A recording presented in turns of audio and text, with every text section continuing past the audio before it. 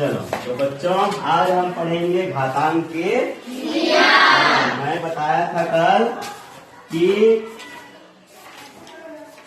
यदि उदाहरण लें 2 का घात 6, इसमें जो है आधार कितना है 2 और इसका घातांक कितना है 2 का घात 6 बराबर क्या लिख सकते हैं हम इसको 2 का 6 बार गुणा, है ना? लिख सकते हैं इसको? चलो ठीक है। अब इसको हम और इस तरीके से लिख सकते हैं 2 का 2 गुणित 2,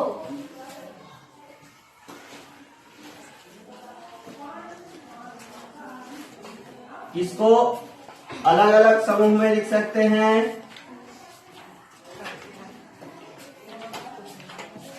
ठीक है, इसका मतलब ये हुआ कि 2 का घात कितना 3 गुणे 2 का घात 3, तो इस 2 के घात को हम लिख सकते हैं 2 का घात 3 और 2 का घात 3, अर्थात यदि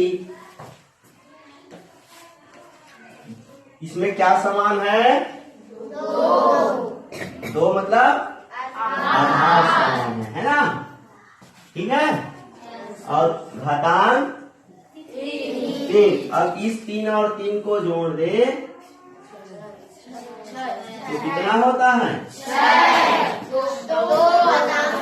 हाँ, तो 2 का घात 6 को हम इस तरह से 2 तरीके से लिख सकते हैं। इस तरह हम यह कह सकते हैं कि यदि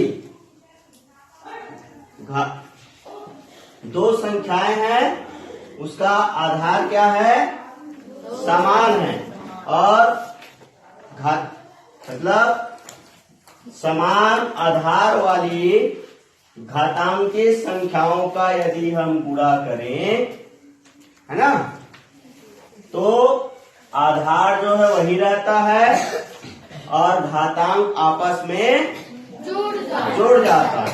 ये कहलाता है घातांक का पहला नियम।